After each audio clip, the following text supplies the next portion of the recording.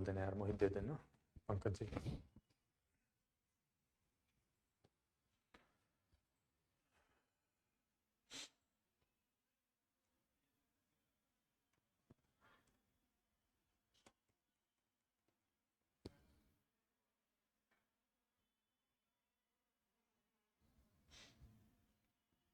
चलो,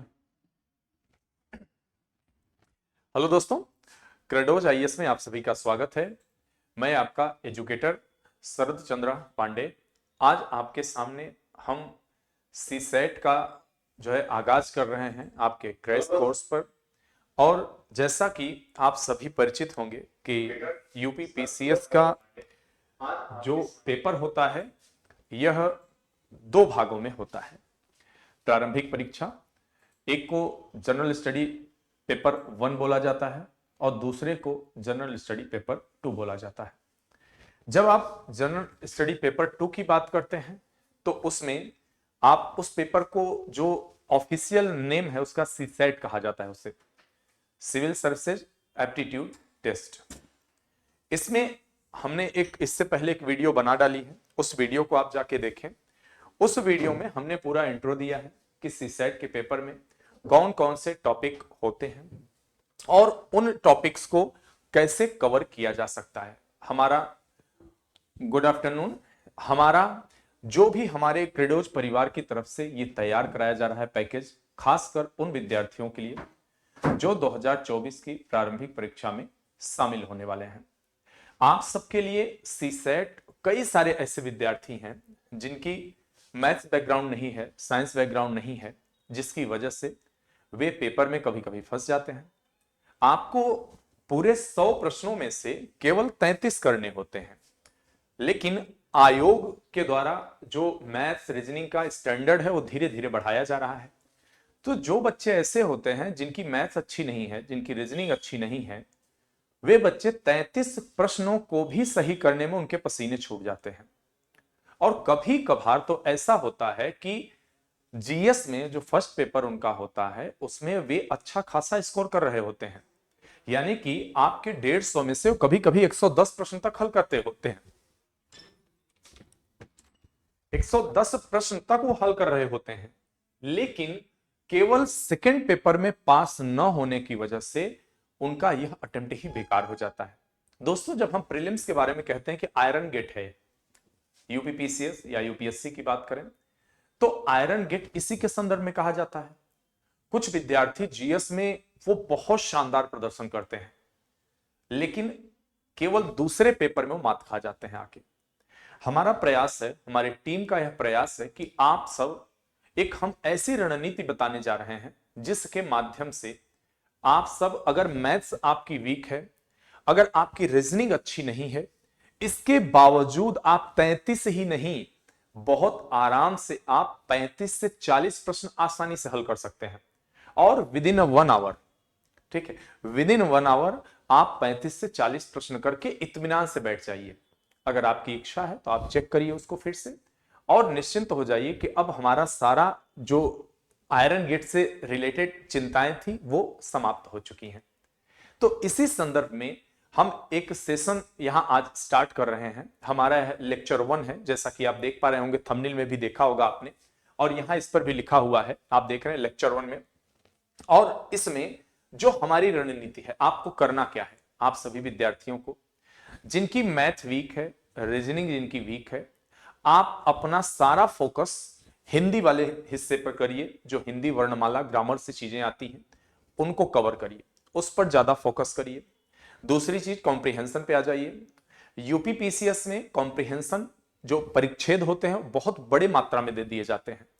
अगर आप हिंदी परिच्छेद जो दिए होते हैं, इसके अलावा इंटरपर्सनल स्किल, कम्युनिकेशन स्किल, अगर इन 3 बातों पे आप, अगर इन 3 हिस्सों पर फोकस करें तो 33 नहीं, आप 40 प्रश्न, 45 प्रश्न बहुत आसानी से कर सकते हैं। जो आपको सबसे ज्यादा असुविधा होती है वह असुविधा आपको ज्यादातर देखने में आता है मैथ और रीजनिंग में। और अगर इस हिस्से की बात करें, यानी कि हम कम्युनिकेशन स्किल की अगर बात करें, अगर हम इंटरपर्सनल स्किल की बात करें, अंतर व्यक्तिक कौशल की बात करें, तो इसमें भी कुछ विद्यार्थियों को तकलीफ होती है। कुछ विद्यार्थियों को वहां जटिल लगती है कि ये काफी चीजें टफ है हमारे लिए। लेकिन आप यकीन मानिए, हम यहां आपको इन सारी चुनौतियों से लड़ना सिखाएंगे। इंटरपर्सनल स्किल तो आपके लिए बहुत आसान होने वाली है, और जो परिच्छेद आते हैं, जो कंप्रीहेंशन आता है, उससे संबंधित भी कुछ ऐसी बेसिक चीजें आपको बताऊंगा, यहां पे प्रैक्टिस भी बराबर कराऊंगा मैं आपकी, कि आपके लिए लगेगा कि अब सीसेट में बेड़ा पार हो गया, अब हमें केवल और केवल फोकस करना है हमारे फर्स्ट पेपर के लिए।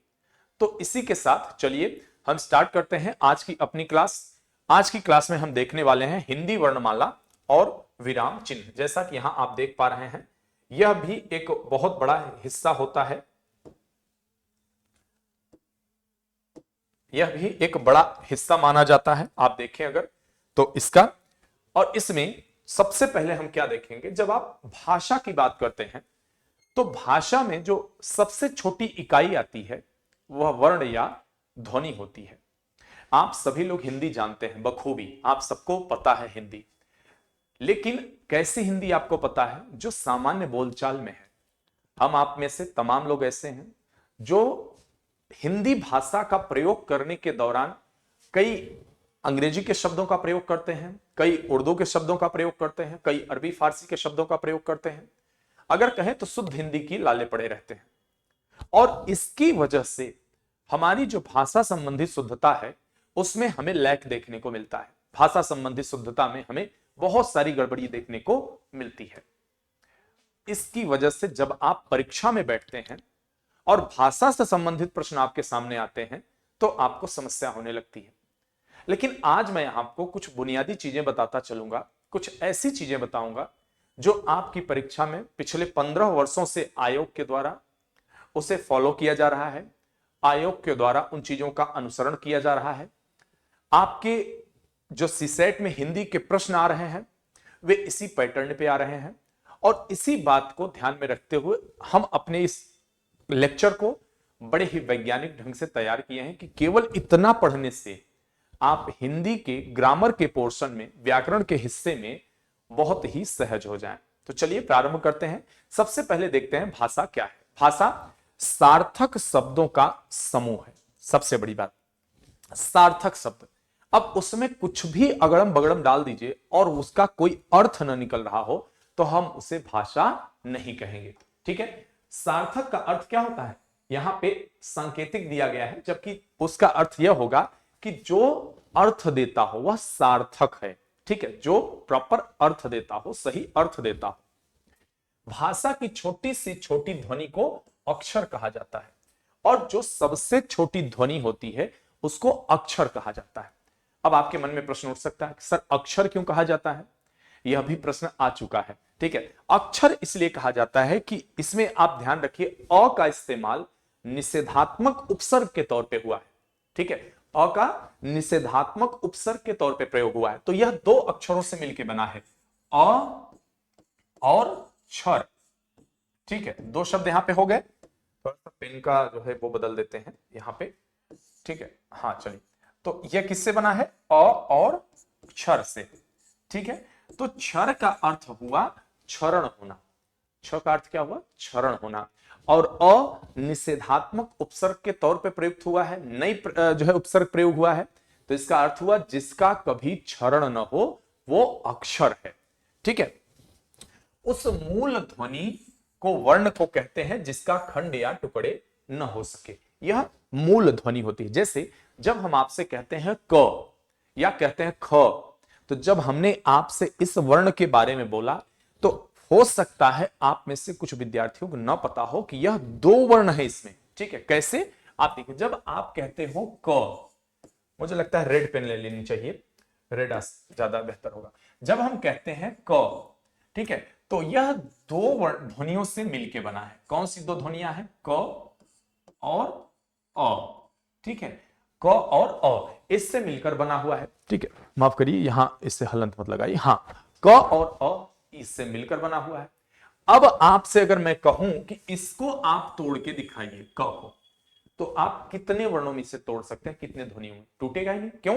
क्योंकि यही अक्षर है। ठीक है, यही अक्षर है। हिंदी में कुल 52 वर्ण है। कभी कभी बहुत बुनियादी प्रश्न पूछ लेता है। किसी बुक में आप जाएंगे पढ़ेंगे 43 लिखा हुआ है, किसी में जाएंगे पढ़ेंगे आपको जो है 23 मिलेगा, किसी में 33 मिलेगा, किसी में 53 मिलेगा। तो इस तरह से यहां जो मैं आपको बता रहा हूं, ध्यान रखिएगा मित्रों, मैं आप सभी को बहुत ही प्रमाणित जानकारी दे रहा हूं। आपको यही मान के चलना है कि 52 वर्ण होते हैं हमारे इस हिंदी जो है संसार में, जो इस प्रकार से हैं। अब इनका विभाजन भी आप देख लीजिए तो थोड़ा सा आपको और ज्यादा स्पष्टता आ जाएगी। स्वर की बात करें तो 11 स्वर हैं हमारे, आप सभी जानते हैं। अ आ, देखिए आप में से कई सारे लोग ऐसे पढ़ते हैं इसे छोटा अ बड़ा आ, छोटी ई बड़ी ई। देखिए ऐसे मत पढ़ा करिए, इससे क्या होता है ना कि आपको प्रोनाउंसिएशन में दिक्कत आने लगेगी। आजकल ज्यादातर बच्चों को ऐसे सिखाया जाता है। जब हम लोगों को हमारे गुरुजी पढ़ाते थे तो, या हमारी माता जी जब हमें पढ़ाती थी, हमारी पहली गुरु, तो वह भी इसे ऐसे ही पढ़ाती थी, अ आ ई ई उ ऊ, इस तरह से। तो क्या होता है जब आप इसे वर्ड में, जब आप इसे शब्दों में पिरोएंगे तो कहां पे छोटी ई का प्रयोग हुआ है, कहां पे बड़ी ई, कहां छोटा ऊ, कहां बड़ा ऊ, तो इससे क्या होगा आपके प्रोनाउंसिएशन से वो चीजें क्लियर होंगी। ठीक है, अब तो वो चीजें नहीं होती स्कूल में, पहले आलेख लिखाया जाता था, पहले बोल के लिखाया जाता था। ठीक है, तो बोल के लिखने में जो बच्चा बोलता था वो बच्चे बाकी लिखते थे, तो इस पे ध्यान दिया जाता था। ठीक है, इसे बलाघात कहा जाता है या स्वराघात कहा जाता है। आपको यह पता होना चाहिए कि कौन से वर्ण पर कौन से ज्यादा जोर देना है, किस पर कम जोर देना है, यह बड़ा मायने रखता है भाषा के संसार में। और 25 स्पर्श व्यंजन होते हैं, 11 स्वर होते हैं, यह ध्यान रखिएगा 11 यहां स्वर होते हैं। इसमें जो री है कभी कभी लोग इसको नहीं लेते हैं, इसमें नहीं ऐड करते हैं, लेकिन हम जब संख्या गिनेंगे तो यह भी गिनेंगे, ध्यान रखिएगा। ठीक है, और सॉरी 25 स्पर्श व्यंजन होते हैं। इनके नाम के आगे स्पर्श व्यंजन क्यों लगा हुआ है, ये चीजें हम आगे देखने वाले हैं। स्पर्श का अर्थ होता है जब हम इनका उच्चारण करते हैं, जब हम इनका उच्चारण करते हैं तो हमारे मुख के विभिन्न भागों में हमारी जिह्वा स्पर्श करती है और तब जाके इनका स्पष्ट उच्चारण हो पाता है।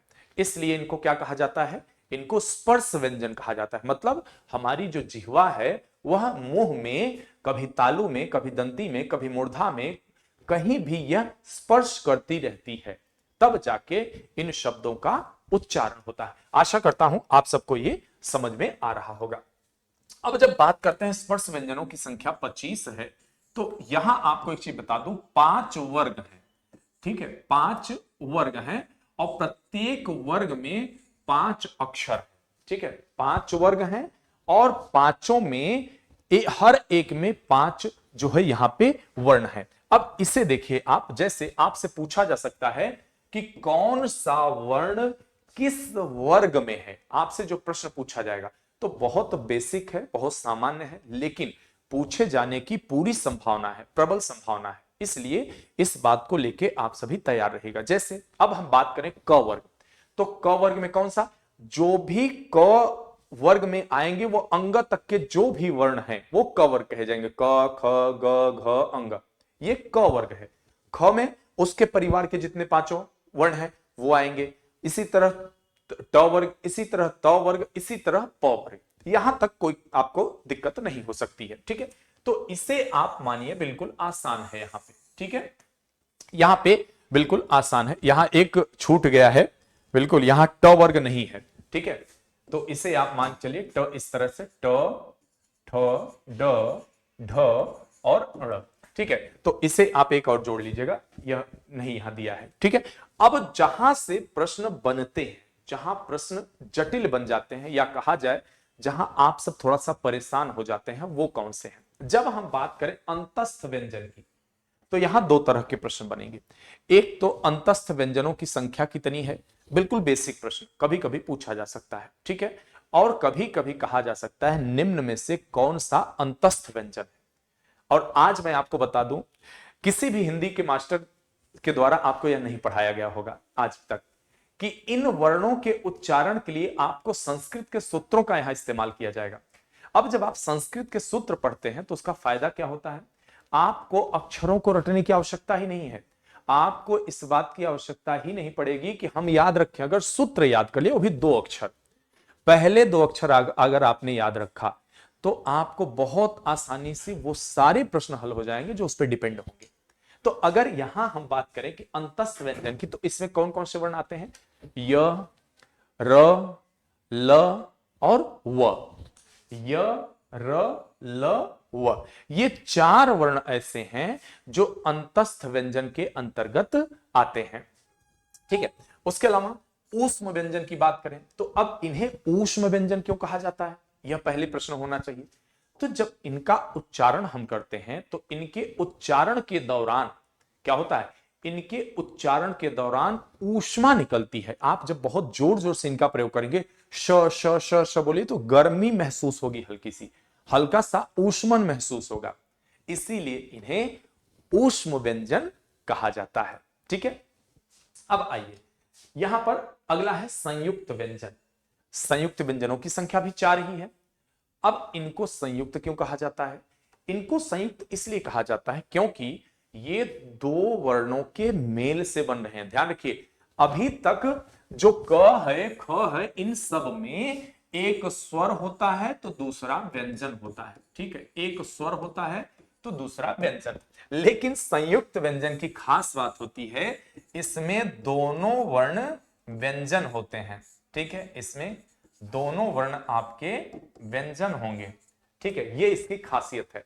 अब यहां पर मैं चाहूंगा कि आप भी थोड़ा थोड़ा कमेंट करके आप सब भी बोलते रहा करें। ठीक है, ठीक है, मैं चाहता हूं आप सब भी कमेंट करके बोलते रहे।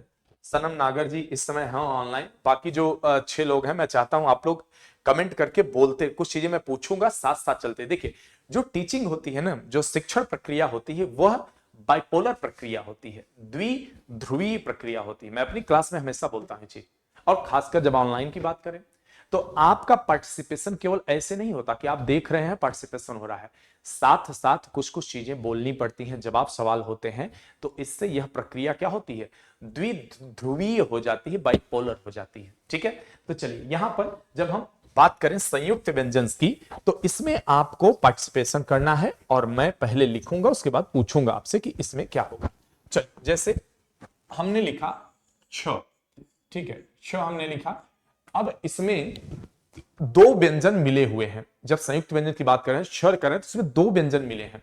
कमेंट करके आप बताइए कौन से दो हैं। 1 सेकेंड वेट करूंगा आपका, उसके बाद मैं आगे बढ़ा दूंगा। ठीक है, सो प्लीज आप सभी फुल पार्टिसिपेशन दिखाइए और तब जाके देखिए कि सीसेट में कैसा भी प्रश्न तुम बना डालो।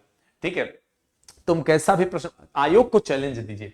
ठीक है, तुम कैसा भी प्रश्न बना डालो, हम हल कर लेंगे। ठीक है, तो जब आप थ्योरेटिकल पार्ट, जब आप सैद्धांतिक रूप से उस चीज को पढ़े रहेंगे, अवध जी, हाँ बिल्कुल, सभी की उम्मीद कर रहा हूं कि आप सभी लोग जवाब देंगे इसका। गुड आफ्टरनून अहमद जी, रिजवान अहमद जी, हाँ, आप सब बराबर पार्टिसिपेट करिए और इस तरह से करिए कि आयोग कैसा भी प्रश्न बनाए, हम उस प्रश्न को हल कर डालेंगे। ठीक है, यह चुनौती दीजिए आप लोग। अब 6 वर्ण है, मैं आपको बताता हूं। इसमें एक वर्ण मिला है क, ठीक है, और दूसरा क्या मिलेगा आप कमेंट करके बताओ। ठीक है, दूसरा कौन सा इसमें वर्ण मिला हुआ है, अब बताइए, फटाफट देखते हैं।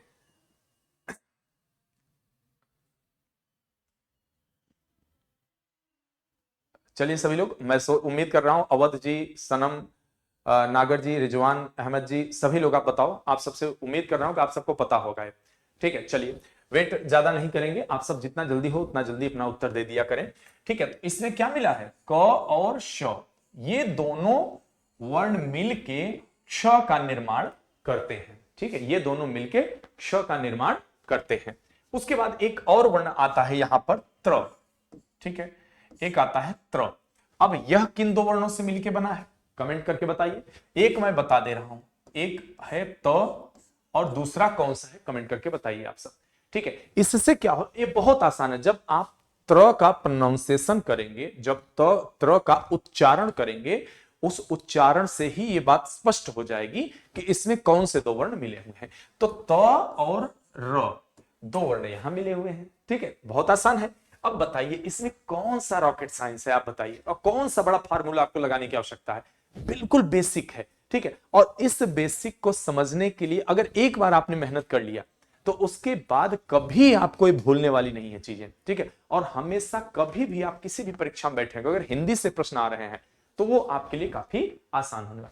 गुनगुना दीजिए प्लीज, नहीं गुनगुना कर दीजिए, हाँ गेट बंद कर दीजिए, ठीक है। अब चलिए अगला देखिए, यहां ग आया, अगला वर्ण ग, ठीक है। अब ग आया तो यह दो किन वर्णों से मिलकर बना है? अवध जी र, हाँ हाँ अवध जी, बहुत शानदार, बिल्कुल बहुत सुपर, ठीक है। यही चीज देखिए, यही एस्पिरिट चाहिए आपके साथ, ये जो स्पिरिट होती है ना, यही स्पिरिट आपको काम देगी, ठीक है। यही स्पिरिट आपको एग्जाम में क्वालिफाई कराएगी, ठीक। अब ज है तो इसका प्रोनाउंसिएशन अगर आपने सुना होगा कभी सही तो बिल्कुल क्लियर कर लेंगे। एक वर्ड मैं बता रहा हूं यहां, ठीक है, एक वर्ड मैं यहां बता रहा हूं, बाकी आप बताओगे।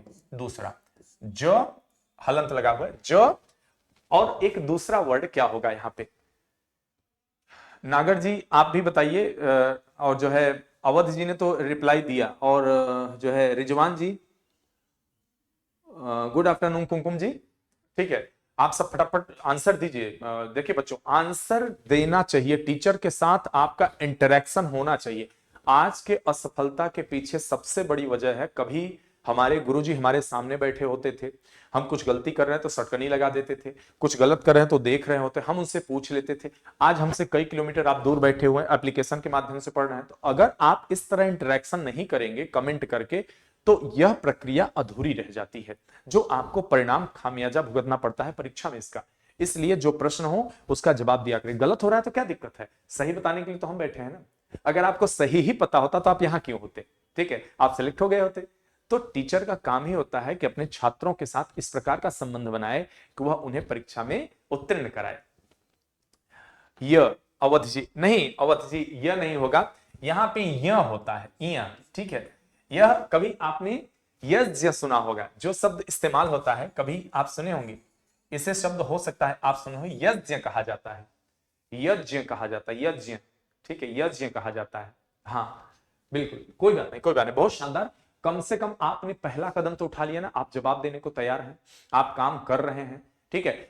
दिक्कत उन्हें होती है जो एफर्ट ही नहीं करते, जो प्रयास ही नहीं करते, ठीक है, और यह अच्छी बात नहीं होती दोस्तों, ठीक है। अगला है हमारा स्र। अब स्र का तो पता होना ही चाहिए आप सभी को, अगर स्र नहीं पता है तो बहुत दिक्कत है, ठीक है। नागर जी सर हिंदी नहीं आती हमें, आपसे सीख रहे हैं सर। कोई बात नहीं, बहुत सुंदर, कोई बात नहीं, हिंदी नहीं आती है तो इस सीसेट की क्लास में मैं वादा करता हूं हिंदी की जितनी कक्षाएं अभी हमारी होनी है, अगर आपने उतना पूरा सीख लिया तो कहीं भी हिंदी से रिलेटेड समस्या तो आपको नहीं आने वाली है, ठीक है। तो ये क्लियर रहेगी आपको। चलिए, तो यहां स्र, अब स्र का यह होमवर्क, अरे मैं नहीं लिख नहीं रहा, मैं लिखूंगा नहीं, यह होमवर्क है आपका, ठीक है, यह होमवर्क है आपका। इसका कमेंट करके बताना है, जिनको जिनको पता है इसका आप सब बताओगे।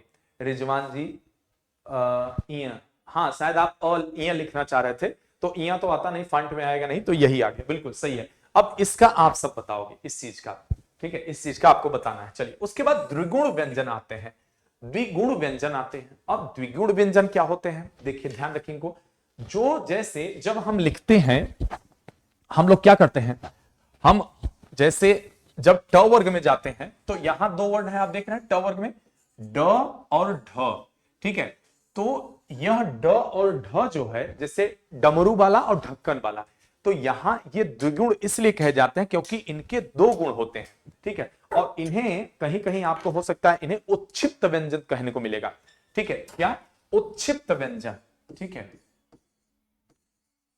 उत्क्षिप्त। डिजिटल बोर्ड में यही फायदा होता है, हाथ गंदे नहीं होते कम से कम, ठीक है। उत्क्षिप्त व्यंजन, इन्हें उत्क्षिप्त व्यंजन भी कहा जाता है, किसको, ये जो द्विगुण व्यंजन है, द्विगुण। हिंदी टाइप करने में प्रॉब्लम हो रही है सर, हाँ रिजवान जी मैं समझ सकता हूं, बिल्कुल मैं जानता हूं, लेकिन आप प्रयास की, ये सबसे सुंदर बात है। कहा जाता है कि वह योद्धा आधी लड़ाई खुद जीत लेता है जो घोड़े पे बैठ चुका, ठीक है, जाने के लिए। चलिए, तो क्या है, इन्हें उत्क्षिप्त व्यंजन भी कहा जाता है। तो एक तो हिंदी में ये हो गया प्रॉपर, जो ट वर्ग में आता है वो तो ड और ढ हो गया, जब आप डमरू शब्द इस्तेमाल करते हैं, डेरा जैसा शब्द लिखते हैं, ठीक है, ढक्कन आप लिखना हुआ तो ये ड हो गया। लेकिन अगर आपको पेड़ लिखना है, अगर आपको पेड़ लिखना है तो आप ये चीज तो नहीं लिख सकते हैं, ठीक है। आप अगर पेड लिखेंगे तो ये गलत है, ठीक है, पेड वर्ड ये गलत है, आपको यहां बिंदी देनी पड़ेगी। लेकिन इसमें तो बिंदी नहीं है, ट वर्ग में। जो आपने ट वर्ग देखा, समझ में आ रहा है कि नहीं आप लोगों को? थोड़ा कमेंट करके एक बार आप लोग बताइए, समझ में आ रहा है? किसी को कोई समस्या? कहीं रिपीट कर रहा हूं, आप लोग बताए रहा करिए कि सर ये चीज टॉपिक समझ नहीं है, फिर से बता दीजिए, तो मैं फिर से बता दूंगा। यहां तक किसी को कोई दिक्कत हो रही है? अगर हो रही हो तो बताएं फटाफट, ठीक है, अगर हो रही है तो बताएं।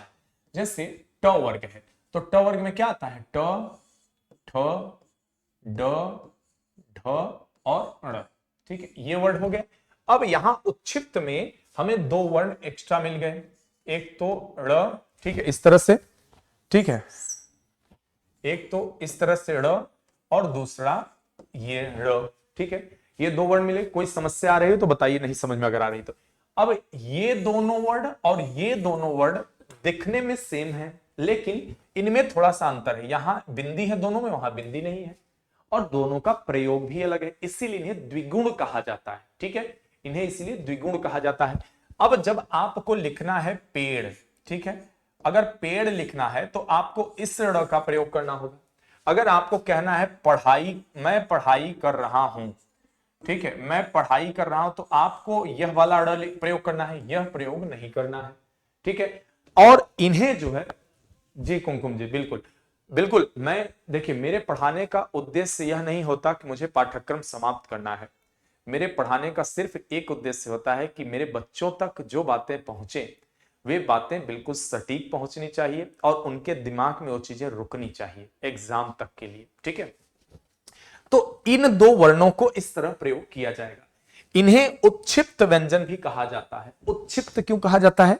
क्योंकि जब आप इनके बोलने का प्रयास करते हैं तो जो जिह्वा होती है हमारी, वह तालु में जाकर विद इन सेकेंड टकरा के वापस आ जाती है, ठीक है। आप ड़ बोलिए, ड़ ड़ ड़ ड़ ड़ ड़, देखिए ड़ ड़ ड़, आप देखिए ऊपर जीभ हल्की सी जाके टच होके आ रही है विद इन सेकेंड, ठीक है, इसीलिए इन्हें उच्छिप्त व्यंजन कहा जाता है, ठीक है। उसके बाद आता है अयोगवाह। दो अयोगवाह होते हैं। अयोगवाह कौन से होते हैं? जैसे यहां इन्हें अंग और अह, ठीक है, अंग अह। आप जब स्वर पढ़ रहे थे पिछली स्लाइड में, यहां देखिए, आपने यहां पढ़ा जब, तो किसी ने पूछा नहीं, फिर भी हम बता दे रहे हैं, आपको पूछना चाहिए था। स्वरों के साथ आपने पढ़ा होगा बचपन में अंग और अह, ये दो वर्ड पढ़ा होगा आपने बचपन में, ठीक है, अंग अह, ठीक है, अंग से अंगूर, ठीक है, अह से कुछ नहीं, ऐसा पढ़ा होगा, हो सकता है आपने। तो ये इसके साथ नहीं आते स्वरों के साथ, इसीलिए इनको अयोगवाह कहा जाता है। और ये अनुस्वार और विसर्ग होते हैं दो, ठीक है। विसर्ग क्या, संस्कृत में इनके ज्यादा प्रयोग होते थे। रिजवान जी बहुत अच्छे से डिस्क्राइब कर रहे हैं sir, thank you so much. मेरा काम ही यही है, अगर मैं ये काम ना कर पाऊं तो मुझे बहुत ज्यादा गिल्टी फील होगी, बहुत ग्लानि महसूस होगी, ठीक है।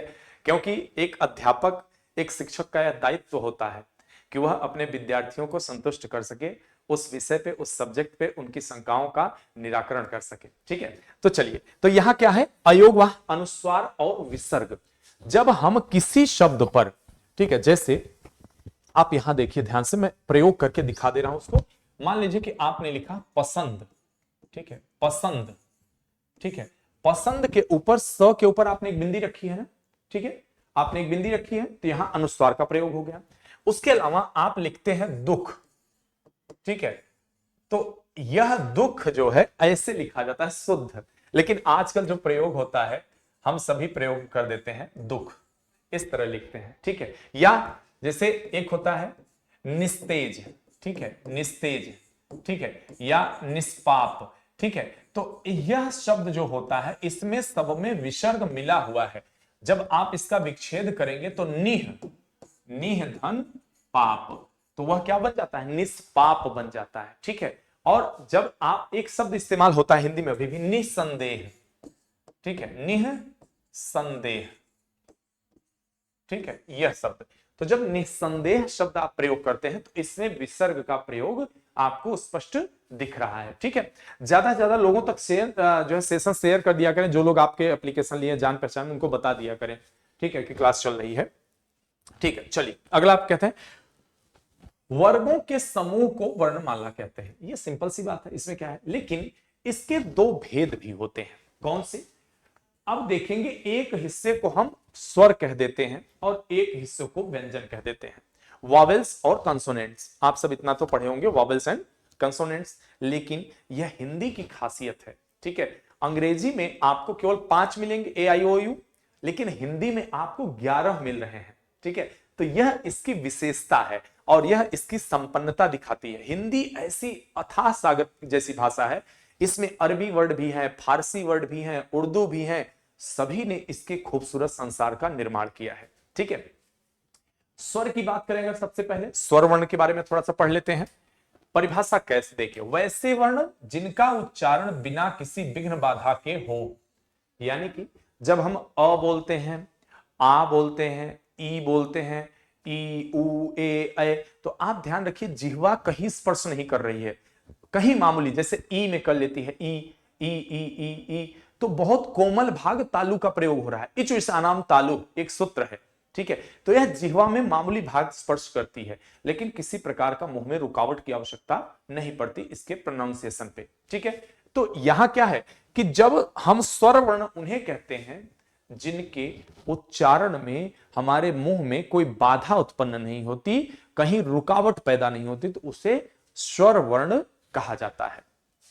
स्वर वर्णों की संख्या हिंदी में 11 है, अ आ ई ई ओ, जो हम पीछे देख चुके हैं। अब इसमें थोड़ा सा विभाजन देखने को मिलता है। कैसे? जैसे अ ई उ री, इनको ह्रस्व या एक मात्रिक या मूल स्वर कहा जाता है। आपसे प्रश्न पूछा जा सकता है कि निम्न में से कोई किसे मूल स्वर कहा जाता है, या कौन सा एक मात्रिक है, ठीक है, या कौन सा ह्रस्व स्वर है। तो जो मूल स्वर होते हैं आपके कौन से, अ ई उ और री। ठीक है, अ ई उ री, ये मूल स्वर है। उसके बाद इन्हीं स्वरों को सजातीय विजातीय जोड़ के अलग वर्ण बना दिए जाते हैं। सजातीय का मतलब हुआ अ के साथ अगर अ मिले तो जाके बना आ। ठीक है, और ई के साथ अगर ई मिले तो बनी बड़ी ई, और ये सजातीय है, दोनों तरफ ई है, लेकिन अगर वहीं अ मिले और ई मिले तो बनेगा ए। ठीक है, यह विजातीय है। ठीक है, तो ऐसा भी विभाजन देखने को मिलेगा आपको। ठीक है, तो यहां क्या है, ये मूल स्वर है। कौन कौन से, अ ई उ और री, ये क्या है, ये ह्रस्व या एक मात्रिक या मूल स्वर कहे जाते हैं। ठीक है, अब चलिए दीर्घ में चलते हैं। आ ई उ को दीर्घ स्वर या द्विमात्रिक स्वर कहा जाता है। अब जब इनका प्रयोग आप शब्दों में करते हैं, तो जैसे आपने लिखा कमल। ठीक है, कमल, तो अगर इसको विच्छेद करेंगे तो क अ म अ ल इस तरह से बनेगा। अब आप देखिए, सब इसमें एक मात्रिक वर्ड ही है सारे, और सब में छोटी ई या मूल, छोटा अ या मूल स्वर लगा हुआ है। ठीक है, लेकिन जब हम बात करते हैं द्विमात्रिक की या फिर बात करते हैं दीर्घ स्वर की, तो थोड़ा सी संरचना में बदलाव देखने को मिलेगा। थोड़ी सी क्या मिलेगा, जैसे लिखिए राम। ठीक है, आपने राम लिखा, तो अब जब आपने राम लिखा तो इसमें एक मात्रा आ गई है। ठीक है, इसी को द्विमात्रिक कहा जाएगा। तो इसे आप कैसे लिखेंगे, र, ठीक है, आ धन म धन अ। ठीक है, यह इस तरह से वर्ण मिलकर बना। इसमें आ गया, दीर्घ आ गया, और यह द्विमात्रिक हो गया। ठीक है, यहां तक कोई किसी को कंफ्यूजन तो नहीं है, किसी प्रकार की जो है समस्या बता दीजिएगा। ठीक है, अब इन्हें हम द्विमात्रिक कहते हैं। आगे बढ़े तो अब कुछ और वर्ण आते हैं जिन्हें संयुक्त दीर्घ स्वर, या फिर हम उन्हें मिश्र विकृत या फिर संध्याक्षर कहते हैं। संध्याक्षर क्यों कहते हैं, क्योंकि उनका निर्माण संधि के द्वारा किया गया है। संधि अक्षर जो होते हैं तो उनको हम शब्द क्या बोलेंगे? संध्याक्षर वर्ण। ठीक है, क्या बोलेंगे? संध्याक्षर। जिन अक्षरों का निर्माण संधि के द्वारा हुआ हो उनको संध्याक्षर वर्ण बोला जाता है। और वे कौन कौन से होते हैं? तो वे कौन से होंगे? ए, आई, ओ, औ। ठीक है, ऐसे आप लोग इसे ऐसे पढ़ते होंगे, ए, ऐ, ओ, औ। लेकिन पढ़ा जाता है कैसे इसे? आई, औ, ओ, औ। ठीक है, ऐ, आई, ओ, औ, ऐसे पढ़ा जाता है इसे। ठीक है, तो यहां पर इसे क्या बोला जाएगा? संयुक्त दीर्घ स्वर, मिश्र विकृत या संध्याक्षर, यानी कि जिनकी संधि के द्वारा रचना हुई है जिन वर्णों की, उसमें कौन से आएंगे? ए, ऐ, ओ, औ। ध्यान रखिएगा कौन से आएंगे? ए, ऐ, ओ और औ। चलिए आगे बढ़े। अब यहां देखिए, हिंदी स्वरों का वर्गीकरण, स्वरों को वर्गीकरण निम्नलिखित आधारों पर किया जा सकता है। कैसे? अब कुछ वर्णों का हम इस प्रकार से वर्गीकरण करेंगे, उत्पत्ति के आधार पर। ठीक है, यानी कि इनकी जो उत्पत्ति हुई है उसके आधार पर विभाजन करेंगे। कैसे? मूल स्वर और संधि स्वर, पीछे हमने देखा, लगभग उसी का एलोबरेशन है। मूल स्वर पता है क्या है, संधि स्वर पता है क्या है। कैसे निर्माण हो रहा है यहां इस तरह से आप देख सकते हैं, वही चीजें यहां रिपीट हुई हैं। उच्चारण के आधार पर, यह बहुत महत्वपूर्ण है। पिछला वाला महत्वपूर्ण नहीं था, लेकिन यह ज्यादा महत्वपूर्ण है। कैसे? उच्चारण के आधार पर स्वरों के 4 भेद होते हैं। उच्चारण के आधार पर कौन सा? ह्रस्व होता है, दीर्घ होता है, प्लुत होता है और एक संयुक्त होता है। ह्रस्व स्वर यानी कि जो एक मात्रिक है, दीर्घ मतलब द्विमात्रिक, और प्लुत मतलब 3 मात्रिक। प्लुत का संस्कृत में ज्यादा प्रयोग होता था, आजकल इसका प्रयोग बहुत कम होता है। ठीक है, और एक अंतिम जो होता है संयुक्ताक्षर होता है। तो चलिए एक एक करके हम यहां चारों को समझ लेते हैं, यहां से प्रश्न आपके बनते हैं। ठीक है, हमेशा ह्रस्व स्वर की बात करें, इनके उच्चारण में कम समय लगता है। ठीक है, और जस्ट इसका दूना लगेगा तो दीर्घ हो जाएगा। ठीक है, इनके उच्चारण में कम समय लगता है, और स्वरों की संख्या कितनी है? 4 है, और इन्हीं को मूल स्वर कहा जाता है। ठीक है, अ, ई, उ, री, ये छोटे जो हैं ये 4 हैं, अ, ई, उ और री। ठीक है, दीर्घ स्वर की बात करें तो ह्रस्व का दोगुना समय इनके उच्चारण में लगता है, इसलिए इन्हें दीर्घ कहा जाता है। ठीक है, इनके उच्चारण में दुगुना समय लगता है। दीर्घ स्वर 3 ही है, कौन से? आ, ई, उ। ठीक है, ये तीन वर्ण है। ठीक है, आ, ई, उ, ये 3 दीर्घ कहे जाएंगे। ठीक है, अगला बढ़िए, संयुक्त अक्षर की तरफ बढ़ते हैं। संयुक्त अक्षर कौन से हैं?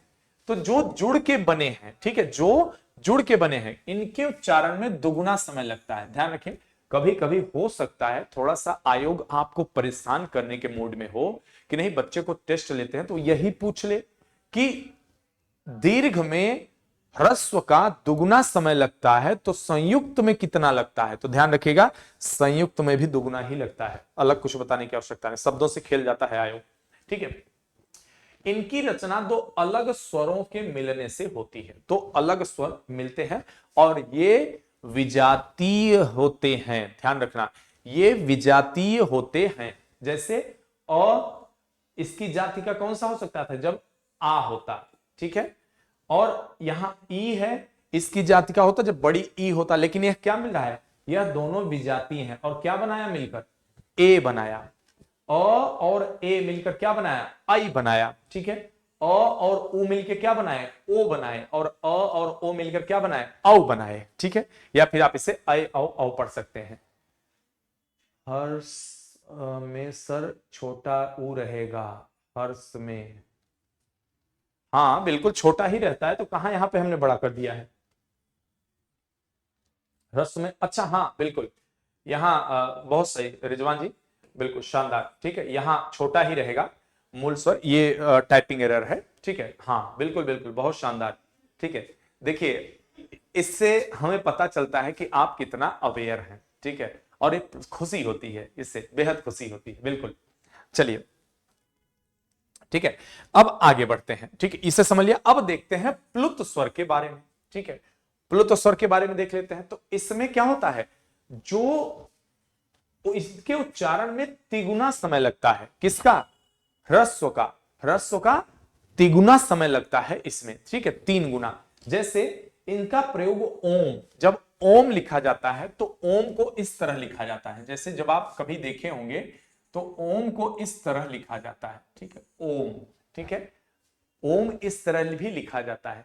तो इसमें क्या पता है, एक प्लुत स्वर है। या फिर कभी आपने सुना होगा गांव में, आप में अगर कोई गांव से बिलोंग करते होंगे तो जब लोगों को बुलाया जाता है, कोई दूर हो तो उसका नाम लेके अंत वाले वर्ड को जोर से खींच दिया जाता है, ठीक है। कभी ये चीजें बिल्कुल भाषा विज्ञान पे चलती हैं, ठीक है, तो उसे आपने कभी सुना होगा, तो वैसे ही ये प्रयोग में आता है, ठीक है। और ज्यादा इसका प्रयोग नहीं हो रहा, वैदिक संस्कृत में ज्यादा होता था। जीभ के भाग या स्थान के आधार पर आपका उत्तर प्रदेश लोक सेवा आयोग ऐसे हिंदी के प्रश्न पूछता है कि वैसा शायद पूरे उत्तर भारत में किसी आयोग में नहीं पूछा जाता, ठीक है। इसीलिए यहां हमने प्रयास किया है कि शानदार तरीके से आपको ये तैयार करवाया जाए, ठीक है। जीभ के भाग या स्थान के आधार पर स्वरों का उच्चारण जीभ के अग्रभाग, मध्य भाग और पश्च भाग से होता है। जीभ के 3 हिस्से प्रयोग में आते हैं जब हम इनका उच्चारण करते हैं, ठीक है। इसी आधार पर 3 भेद हैं, अग्र, मध्य और पश्च। अग्र स्वरों में कौन से आते हैं? ई, ई,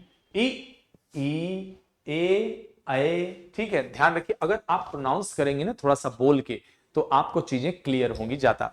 उसके अलावा मध्य स्वर की संख्या कितनी है? केवल 1 है। अ जो है जिह्वा के मध्य भाग का इस्तेमाल होता है। पश्च स्वर की बात करें, पश्च स्वरों की संख्या 5 है। आ, उ, ओ, औ, ठीक है। केवल दूर से बुलाने में। हाँ रिजवान जी, बिल्कुल बिल्कुल, इसका मतलब है आपको ये चीज पता है। होता है, आपने सुना होगा कभी कि लोग कहते हैं फलाने हो, ठीक है, इस तरह से आवाज देते हैं, ठीक है। तो वो प्लुत का ही इस्तेमाल वहां किया जाता है।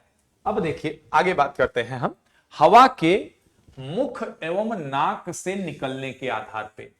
आपने सुना होगा शब्द अनुनासिक, निरानुनासिक। तो अनुनासिक निरानुनासिक का कैसे प्रयोग होगा यह भी आपको पता होना चाहिए। तो 2 भेद होते हैं इस आधार पे। कभी कभी हवा मुख और नाक दोनों से निकलती है, निरानुनासिक और अनुनासिक। तो निरानुनासिक में क्या आ जाएंगे? ऐसे स्वरों के उच्चारण में हवा केवल मुख से निकलती है।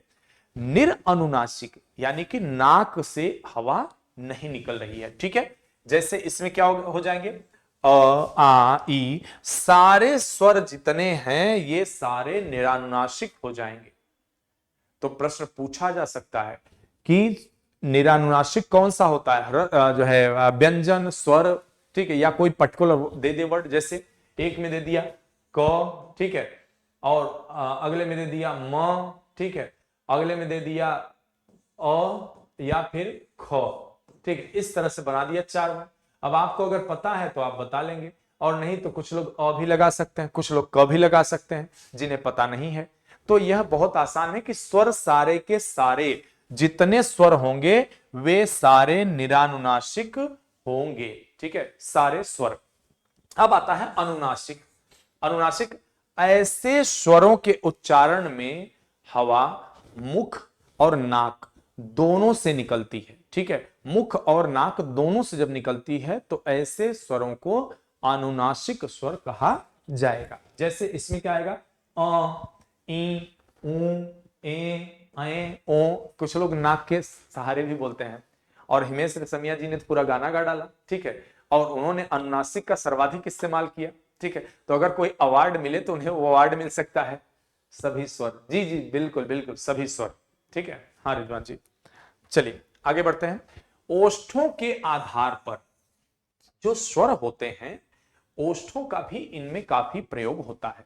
मुख में जिह्वा तो बहुत जगह नहीं स्पर्श करती, लेकिन ओठ का, आपके होष्ठों का प्रयोग बहुत ज्यादा होता है। कैसे? यहां देखिए, उच्चारण करने में ओष्ठ वृत्तमुखी या गोलाकार होते हैं, ठीक है, और नहीं भी होते हैं।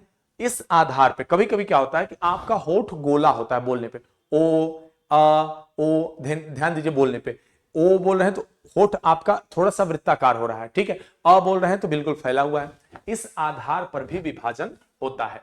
तो पहले वृत्त मुखी को देख लें, यानी कि जब आपका मुख गोल हो जाए उस दौरान, हेलो बबीता जी, बिल्कुल, तो उस दौरान कौन से वर्ड होंगे जब आपका मुख गोला हो जाए।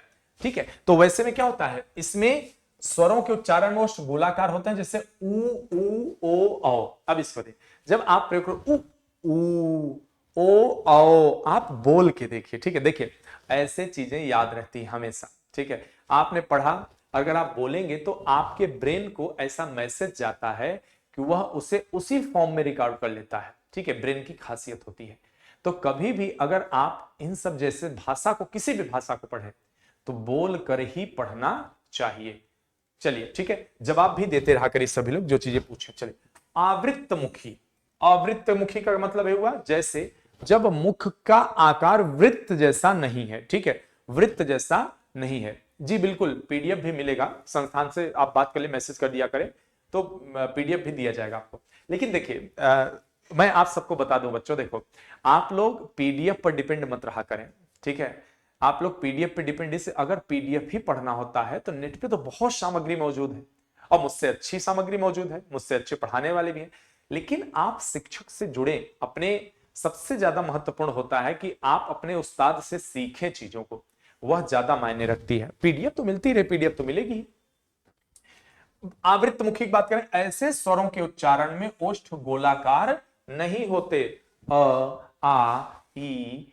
ठीक है, ऐसे वर्ड जिसमें मुख जो ओठ है वो गोल नहीं हो रहे हैं। ठीक है, चलिए अगला, जीभ के उठाने के आधार पर, जीभ के उठने के आधार पर क्या होती है, जीभ भी हर स्वर, कितना वैज्ञानिक है, आप कमाल की बातें सोचिए, कितनी वैज्ञानिक भाषा है हिंदी कि इसमें इसके उच्चारण के प्रत्येक पहलुओं पर ध्यान रखा गया है। ठीक है, आप देखिए जीभ आपकी थोड़ा कम उठ रही है, थोड़ा ज्यादा, थोड़ा नीचे आ रही है, थोड़ा सा आगे जा, इस आधार पर भी बन रहा है। देखिए क्या कह रहे हैं, इस आधार पर 4 भेद होते हैं, समृत, विवृत, अर्ध समृत, अर्ध विवृत। ठीक है, तो पहले समृत को देख लेते हैं। ऐसे स्वरों के उच्चारण में जीभ ऊपर उठती रहती है, जैसे ई ई। ठीक है, ई ई, उ ऊ, जीभ ऊपर उठ रही है। प्रोनाउंस करके आप देखिए, हम लिखने में अगर आलस कर जाए तो पीडीएफ कहां हाँ बबीता जी, बिल्कुल मैं आपकी बातों से सहमत हूं। ठीक है, लेकिन आलस विद्यार्थियों का दुश्मन होता है। ठीक है, याद रखिएगा जीवन में। हम लोगों ने प्री दिया, मेंस दिया, इंटरव्यू दिया, और इस दौरान जो हमारा व्यक्तिगत अनुभव रहा, जो हमारी असफलता का मुख्य कारण रहा, वो आलस रहा। ठीक है, हम जितना पढ़े उसमें लगा कि थोड़ा और पढ़ना चाहिए था। ठीक है, पीडीएफ व्हाट्सएप पर दीजिए। हाँ, आप संस्थान से बात कर लीजिए बच्चों, संस्थान से बात कर लीजिए, जहां आप चाहोगे वहां आपको सेंड कर देंगे। ठीक है, तो यहां क्या है, समृद्ध, ऐसे स्वरों के उच्चारण में जीभ ऊपर उठती रहती है, जैसे ई ई, उ ऊ, जीभ हल्का सा ऊपर हो रही है, आप ध्यान रखिए बोल के इस चीज को। विवृत स्वर, ऐसे स्वरों के उच्चारण में जीभ नीचे रहती है, जैसे आ बोलिए आप, तो जीभ कहीं नहीं जा रही, वो वहीं बैठी हुई है। ठीक है, नागर जी, क्या हुआ नागर जी, पीडीएफ पीडीएफ हर कोई करे, पीडीएफ पढ़े न को क्या बात है, देखिए हिंदी का ये कमाल है। ठीक है, हाँ हाँ बिल्कुल सर, आलस एक कला है, हाँ बिल्कुल, इसमें कोई संदेह नहीं है। आलसी व्यक्ति अपने आप में गौरवशाली महसूस करता है। ठीक है, चलिए अर्ध समृद्ध की बात करें, ऐसे स्वरों के उच्चारण में जीभ ऊपर उठकर बीच में रहती है, जैसे ए ओ, जीभ आप देखिए न तो नीचे है न तो ऊपर है, बीचों बीच है, ऐसे उसमें। हाँ, अर्ध विवृत की बात करें, ऐसे स्वरों के उच्चारण में जीभ नीचे रहते हुए बीच में रहती है, जैसे आए, और औ। ठीक है, ये दोनों पीडीएफ से समझ नहीं आता सर, हाँ बिल्कुल नहीं समझ में आएगा भाई। ठीक है, पीडीएफ से नहीं समझ, जब तक टीचर पढ़ाएगा नहीं। शिक्षक की भूमिका हमेशा थी, है और सदा ही रहेगी। ठीक है, चलिए आगे आइए, अब देखते हैं व्यंजन। स्वरों के बारे में हमने बहुत डिटेल में देख लिया।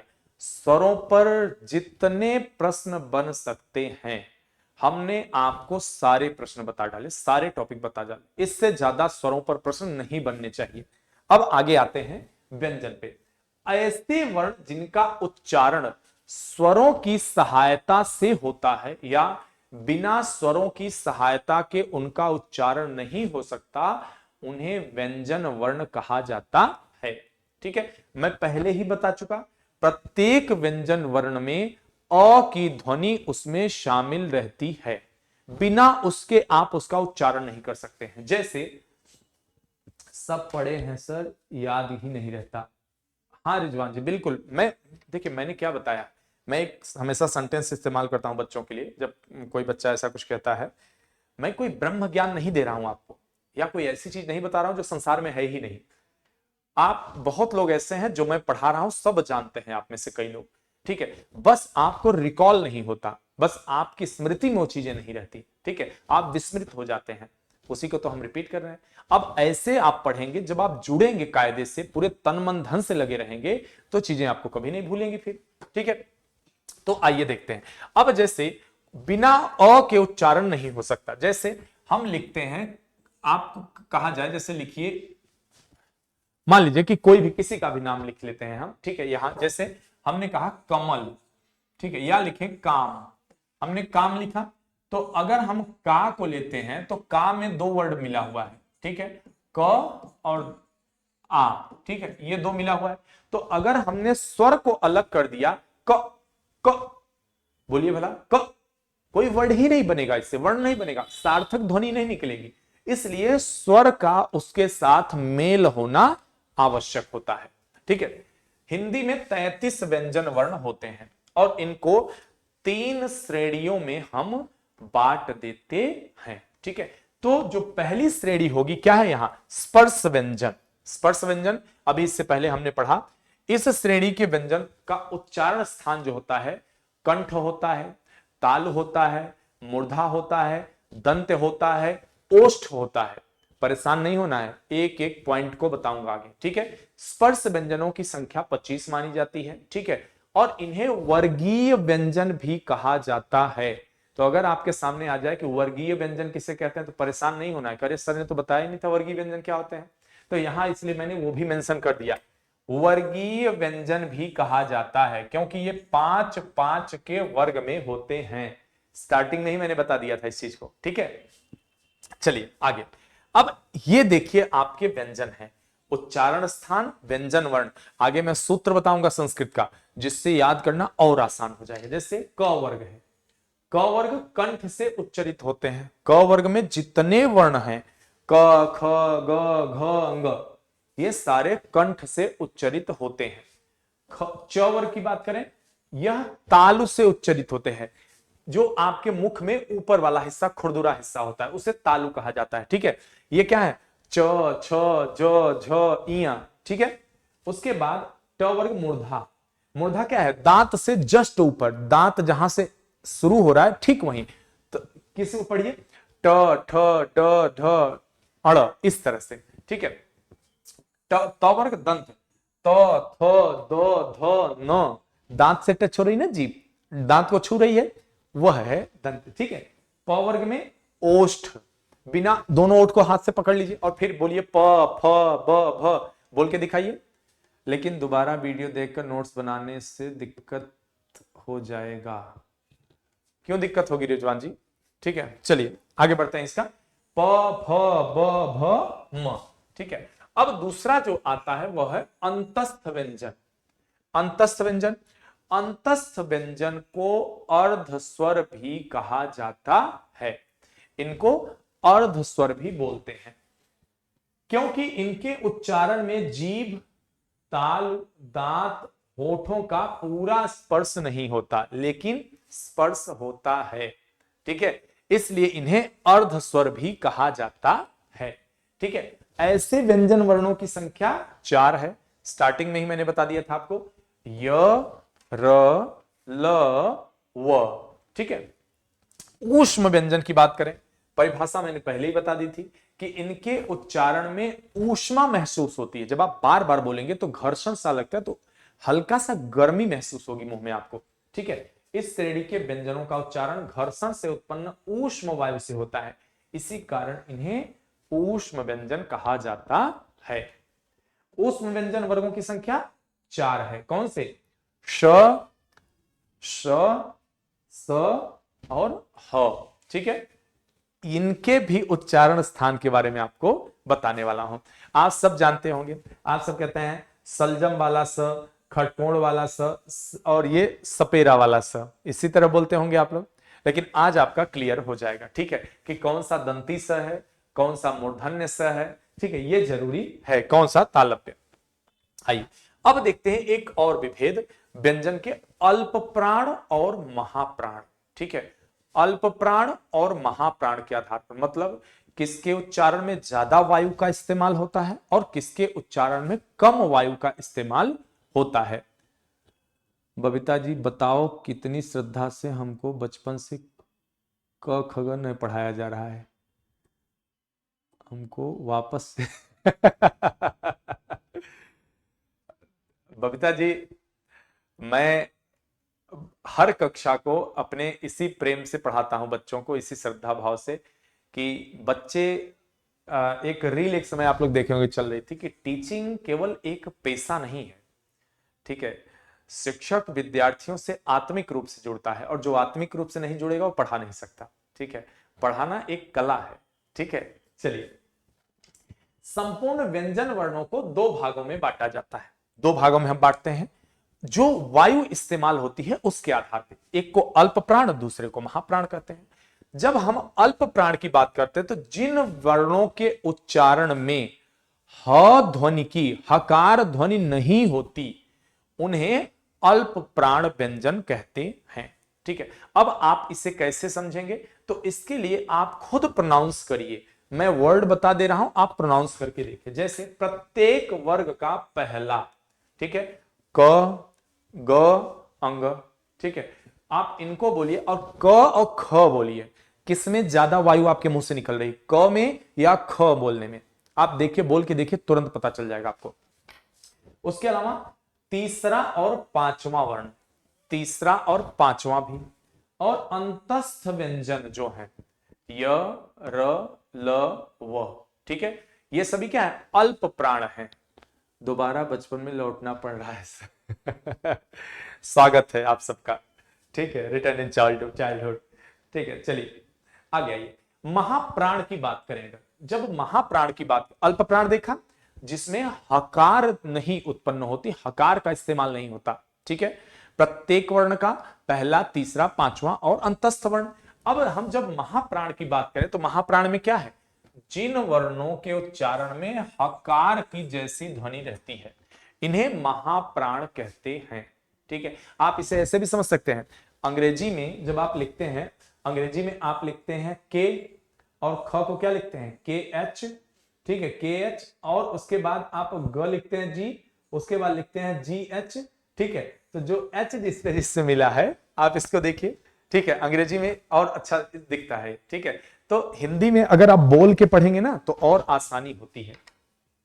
प्रत्येक वर्ग का दूसरा, चौथा वर्ण तथा ऊष्म व्यंजन। ठीक है, अब कमेंट करके आपको बताना है ऊष्म व्यंजन कौन सा होगा। ठीक है, मैंने अंतस्थ बताया था, ऊष्म भाई आपको बताना पड़ेगा। ठीक है, ऊष्म आप बताइए, प्रत्येक वर्ण का दूसरा, अच्छा यहां तो है ही चलिए, यहां नहीं होता तो पूछ अच्छा रहता। ख, घ, छ, छ, ठ, ड, फ, ध, फ। ठीक है, तो ये जो है, और श, श, स, ह जो है, ये सभी आपके ऊष्म व्यंजन के अंतर्गत आते हैं। ठीक है, चलिए, वर्णमाला के भेद की अगर बात करें तो इसे घोष और अघोष में भी विभाजित किया जाता है, घोष और अघोष के रूप में। अब जैसे हमने अल्प प्राण और महाप्राण पढ़ा, उसी तरह से घोष और अघोष में विभाजन होता है। वर्णमाला समूह को जब हम घोष अघोष, पांडे सर क्या फायदा, लोग 10 लाख देकर सीट खरीद लेते हैं। अरे नहीं बबीता जी, आप कैसे पता कि पांडे हूं मैं? ठीक है, नहीं कोई जरूरी नहीं है कि देखिए, हमें 50,000 में तो परीक्षा ही नहीं, देखिए ये आवश्यक नहीं है। मैं सबसे पहली चीज आपको बता दूं कि प्रत्येक विद्यार्थी को आप कभी अपने मन में यह बात रख के मत चलिए कि पेपर खरीद लेते हैं लोग, पेपर आउट हो जाता है, या फिर जो है परीक्षक को जो है घूस दे दिया जाता है। ऐसे कुछ भी बातें मन में नहीं रखना चाहिए। सीधी सी बात बताऊं आपको, देखिए हमारे आपके पेरेंट्स जो हैं वो ये सब बातें नहीं समझते बारीकी, या कोई बाहरी व्यक्ति बारीकियां नहीं समझता, ठीक है। हमें केवल उस सिपाही की तरह लड़ना होता है, जैसे सीमा पर सिपाही होता है ना, तो वह ये नहीं देखता कि अंदर पॉलिटिक्स कैसी चल रही है, यहां अंदर कैसी पॉलिटिक्स चलती है। वो यह भी कहते हैं कि यहां पर जो है क्या बोलते हैं, सेना गलत कार्रवाई कर रही है, सेना अत्याचार कर रही है। लेकिन क्या कभी सेना इस बात पे सवाल उठाती है कि हम तो अपनी जान कुर्बान करने पे तुले हुए हैं? सर पता है मुझे, ऐसे ही। ओके बबीता जी, कोई बात नहीं, ठीक है। हाँ, तो क्या होता है कि उन्हें इस बात से फर्क पड़ता है? जरा सा भी उन्हें फर्क नहीं पड़ता। नहीं, बिल्कुल मैं मानता हूं, मैं आप सबसे बिल्कुल इत्तेफाक रखता हूं, आपके दुख से, आपके दर्द से, आपसे समानुभूति है मेरी, एम्पैथी है आपके साथ, समान अनुभूति है। लेकिन समस्या यहां आती है ना कि अगर आप निराश हो जाओगे तो आप अपने लक्ष्य तक कैसे पहुंचोगे? आपको उस सिपाही की तरह काम करना चाहिए कि जो भी होगा वो देखा जाएगा। हमारा सिर्फ और सिर्फ एक काम होता है, मन लगा के पढ़ाई करना और एग्जाम तक पहुंचना, ठीक है, एग्जाम को क्वालिफाई करना, ठीक है। चलिए आगे बढ़ते हैं। वर्णमाला के भेद घोष और अघोष, दो भागों में इन्हें भी बांटा जाता है। जब एक झंकार सी उत्पन्न होती है किसी वर्ण के उच्चारण में, जब एक झंकार सी उत्पन्न हो, एक उद्घोष हो, ठीक है। यहां देखिए, जिन वर्गों के उच्चारण में आपस में स्वर तंत्रियां झंकृत हो, ठीक है, जब स्वर तंत्रियां झंकृत हो तो उन्हें क्या कहा जाएगा? उन्हें घोष वर्ण कहा जाएगा। सभी स्वर, ध्यान रखिएगा, ये घोष हैं, ठीक है, ध्यान रखिएगा। अच्छा एक चीज और, कभी कभी घोष की जगह सघोष शब्द इस्तेमाल होता है, तो ये ध्यान रखिएगा। घोष की जगह अगर सघोष इस्तेमाल हो तो भी ध्यान रखिएगा। खुदकुशी कर ली, हाँ, नहीं मुझे इस बात की तो जानकारी नहीं है, लेकिन यह बहुत दुखद है। मैं आपके इस पे जो है यूट्यूब पे एक क्लास मैंने लिया था, यहाँ क्रेडोज में पॉलिटी का टेस्ट करवाया था। तो मुझे ये मैंने तो जाना था कि बहुत बच्चे दुखी हैं, लेकिन ये तो वाकई बहुत दुखद खबर है। नहीं, इस गवर्नमेंट को शर्म आनी चाहिए। अगर ऐसा हुआ तो इस गवर्नमेंट को शर्म करनी चाहिए और नैतिक दायित्व लेते हुए इस्तीफा दे देना चाहिए इस मुख्यमंत्री को, ठीक है। अगर ऐसी कुछ, मैं इस बात से पूरी तरह इत्तेफाक रखता हूं, आप लोगों के साथ हूं कि इस गवर्नमेंट को इस्तीफा दे देना चाहिए कि हम यह नहीं अगर बचा सकते तो हम सक्षम नहीं है, बिल्कुल। चलिए आगे बढ़ते हैं। तो यहां क्या है, सभी स्वर इसमें जो आते हैं वो सघोष होते हैं, ठीक है। और प्रत्येक वर्ग का तीसरा, चौथा और पांचवा, ध्यान रखिए, प्रत्येक वर्ग का तीसरा, चौथा और पांचवा जो वर्ण होता है वह क्या होता है? वह सघोष होता है या घोष होता है, ठीक है। यह ध्यान रखिए। अंतस्थ व्यंजन जो आते हैं, सारे अंतस्थ व्यंजन घोष होते हैं या सघोष होते हैं। ऊष्म व्यंजन में ह ह बोलिए तो यहां हल्की सी झंकार आप महसूस करेंगे। चलिए अगला, अघोष की बात करें। जिन वर्गों के उच्चारण में, जिन वर्गों के उच्चारण में जो स्वर तंत्रियां होती हैं वो झंकृत नहीं होती हैं, यानी कि उनमें वाइब्रेशन नहीं होता है, आप ऐसे से आसान भाषा में समझिए, वाइब्रेशन नहीं होता है, तो उसे अघोष कहा जाता है। आप लोग देखिए, चिंता मत करिए, आप लोग बिल्कुल परेशान ना होइए। जो इस बात के लिए अगर यह सरकार कदम नहीं उठाती तो इन्हें इसका परिणाम मिलेगा चुनाव में, ठीक है। क्योंकि युवा चाहे तो देश बदल सकते हैं, तो सरकार कौन सी बड़ी बात है, ठीक है। जिन वर्गों के, वर्णों के उच्चारण, यहां वर्गों है सर, वर्णों होना चाहिए, ठीक है, यहां भी वर्णों होगा, ठीक है, वर्णों होगा। यहां पे उच्चारण में आपस में स्वतंत्रियां झंकृत नहीं होती, उन्हें अघोष कहा जाता है, ठीक है। वे अघोष कौन से वर्ण? प्रत्येक वर्ग का पहला और दूसरा वर्ण, और ऊष्म व्यंजन, ऊष्म में ध्यान रखिएगा ह नहीं है, ठीक है। तो अगर परीक्षा में प्रश्न आ जाए कैसा, सभी ऊष्म व्यंजन, ध्यान रखिए, सभी ऊष्म व्यंजन अघोष होते हैं, ठीक है। यह स्टेटमेंट आ जाए तो क्या यह सही होगा, आप लोग कमेंट करके बताइए, ठीक है। अगर यह स्टेटमेंट है सभी ऊष्म व्यंजन अघोष होते हैं तो क्या यह सही होगा, बिल्कुल नहीं, ठीक है, क्योंकि ह इसमें नहीं है, ठीक है। तो सभी जब शब्द इस्तेमाल होगा तो यह गलत हो जाएगा। वर्णों का उच्चारण स्थान, जब वर्णों के उच्चारण स्थान के बारे में अगर बात करें, मुख में 6 भाग हैं, 6 स्थान हैं, उन स्थानों पर स्पर्श करती है जीवा और उसके बाद उन वर्णों का उच्चारण होता है। जैसे 6 भाग वर्णों को उच्चारण, जिन्हें उच्चारण स्थान कहा जाता है। ये स्थान कौन से हैं, कंठ है, तालु है, मूर्धा है, दंत है, ओष्ठ है, ये हमारे विभिन्न स्थान हैं मुख के। चलिए इनके बारे में देखते हैं। पहले कंठ को देख लेते हैं। मैंने बोला था आपको मैं सूत्र दूंगा और कोई हिंदी का मास्टर नहीं देने वाला, ठीक है, क्योंकि उन्हें खुद नहीं पता होता। मैं किसी की आलोचना नहीं कर रहा हूं, लेकिन इतनी उलझन में नहीं पड़ना चाहते, ठीक है। अब देखिए यहां क्या आ गया, यहां है अकुह विसर्जनीया नाम कंठ, अकुह विसर्जनीया नाम कंठ। यहां पर अ, ठीक है, अ और क वर्ग और ह जो यहां है कुह, यह विसर्ग है, और ह, ठीक है, ये दोनों अ आ क वर्ग पूरा और ह और विसर्ग, ये सभी क्या है, ये कंठ से उच्चरित होने वाले शब्द हैं, ये कंठ से उच्चरित होने वाले वर्ण हैं, ठीक है। ध्यान रखिएगा, जिन वर्णों का उच्चारण कंठ और जीभ के निचले हिस्से को स्पर्श करने से होता है वे क्या कहे जाते हैं, कंठ स्वर कहे कंठ वर्ण कहे जाते हैं। सर सीसेट में हिंदी में क्या क्या आएगा, रिजवान जी मान गए मास्टर जी क्यों बक्ता जी, ऐसा क्या हुआ?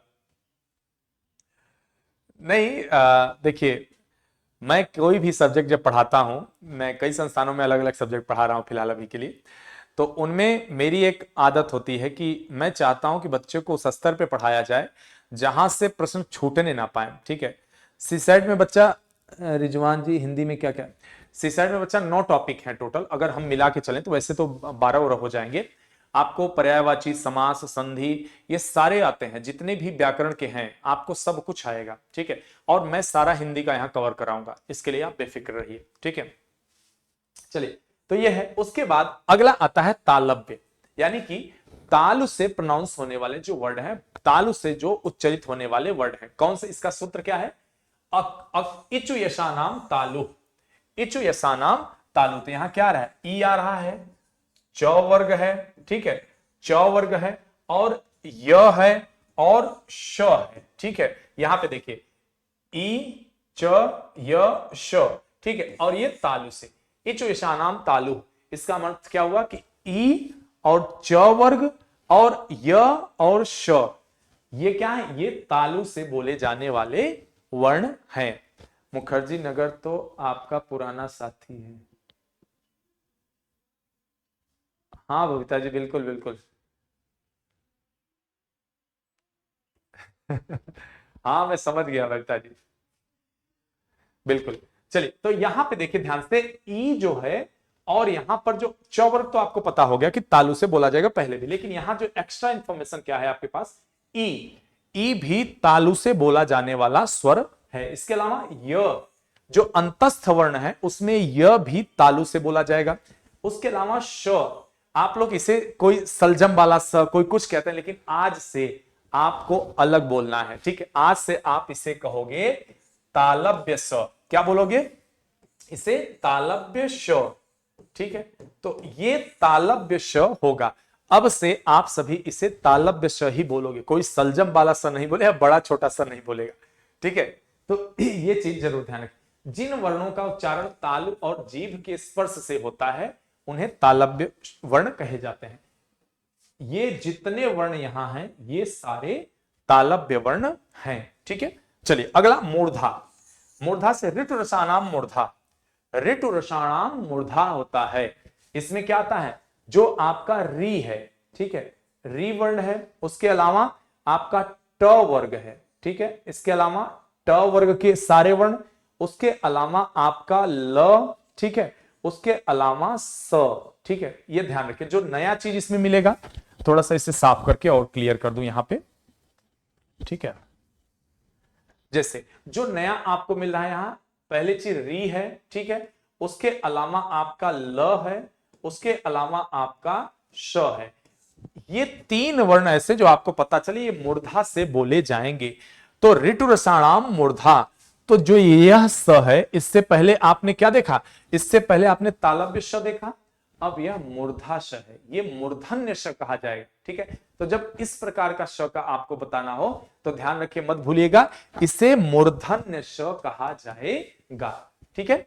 तो यहां री, ल, स और जो आपका बचा ट वर्ग, जो आपका बचा ट वर्ग, ये सारे मूर्धा से बोले जाएंगे, ठीक है। आप बोल के देखिए, इनका उच्चारण करके देखिए, ठीक है। ट, ठ, ड, ढ, कहां जीभ टच हो रही मुंह में, वही मूर्धा है। जहां जीभ स्पर्श करती है उसे आप बोलकर प्रयोग करें, ठीक है। तो यह हो गया, यहां शायद त हो गया है, ध्यान रखिएगा, यहां ट होना चाहिए, ठीक है, यह ट होना चाहिए, गलत है यहां पे टाइपिंग, ठीक है। अगला चलिए, दंत में देखते हैं, ऋतु लसानाम दंताह, ऋतु लसानाम, ठीक है। तो यहां जो ल वर्ण है वह भी इसमें आएगा, ठीक है, और यह हो जाएगा दंता आपका। यहां स नहीं है, यहां मैंने थोड़ा सा गलत कर दिया, देखिए यहां यह स नहीं है, ठीक है। इससे जो है यहां भी इसे काट दीजिएगा, पीडीएफ में थोड़ी सी गड़बड़ी है, ठीक है। यह मूर्धन्य स है, ठीक है, यह मूर्धन्य स है, ये चीज, ठीक है, ये मूर्धन्य जो आप षटकोण वाला स जिसे कहते हैं, मूर्धन्य यह है, ठीक है। और यह दंती है, ठीक है, यह जो स है यह दंती है, यह आपका तालव्य है, यह दंती, और यह आपका मूर्धन्य है, ठीक है, मूर्धन्य, ठीक है, यह आपका दंती और यह आपका तालव्य, ठीक है। आप चाहें तो साथ साथ नोट कर लें तो अच्छा होगा, ठीक है। तो यह इस तरह से होने वाला है। दंत में देखें, ऋतु लसानाम दंत, जिन वर्णों का उच्चारण दांत और जीभ के स्पर्श से होता है, जैसे त वर्ग के सारे, ल और इस तरह का स, इन्हें दंती वर्ण कहा जाता है या दंत्य वर्ण कहा जाता है। ओष्ठ की बात करेंगे, जो ओठों के प्रयोग से बोले जाता है, बिना ओठों के इस्तेमाल से नहीं बोले जा सकते। उपपद्मनीया नाम ओष्ठौ, उपपद्मनीया नाम ओष्ठौ, जब इसे संस्कृत में लिखेंगे यहां विसर्ग इस्तेमाल हो जाएगा पू के बाद, उपपद्मनीया नाम ओष्ठौ, ठीक है। तो जिन वर्णों का उच्चारण दोनों ओठों के स्पर्श से होता है, ठीक है, आप बिना होठों की स्पर्श के इनका उच्चारण नहीं कर सकते। उ, ऊ, उसके अलावा प वर्ग पूरा, ठीक है, उसके अलावा प वर्ग पूरा, तो ये क्या है, ये सभी ओठ के प्रयोग से बोले जाते हैं। अगला है कंठ तालव्य, ए दैतौ कंठ तालु, इसका सूत्र क्या है, ए दैतौ कंठ तालु, तो ए और ऐ, ठीक है, ए और ऐ जो वर्ण है ये कंठ और तालु दोनों के इस्तेमाल से बोले जाते हैं, ठीक है। जिन वर्णों को उच्चारण कंठ तालव्य तालु में जीभ के स्पर्श से होता है वे हैं ए और ऐ, ठीक है, ए और ऐ या ए और ऐ, ठीक है। चलिए आगे, कंठोष्ठ की बात करें अगर, ओ दैतौ कंठोष्ठम, ओ दैतो कंठोष्ठम, मतलब यहां पर जो ओ और औ है इनका कंठ और ओष्ठ दोनों के प्रयोग से उच्चारण होता है। जैसे यहां देखिए आप दिया होगा, हाँ, ओ और औ, ये देखिए यहां दिया, ठीक है, कंठ द्वारा जीभ और ओष्ठ के स्पर्श से इनका उच्चारण होता है, ठीक है। कोई बात नहीं रिजवान जी, आप पेपर भले पहली बार दे रहे हैं, पेपर अच्छा जाएगा, भरोसा रखिए। दंतोष्ठ की बात करें तो वकारस्य दंतोष्ठम, वकारस्य दंतोष्ठम मतलब वह केवल शब्द ऐसा है, वह का जो उच्चारण होगा वो दांत और ओष्ठ दोनों का प्रयोग होता है, ठीक है। वह जब आप बोलते हैं तो दांत से जीभ और ओठ के स्पर्श से होता है, ठीक है।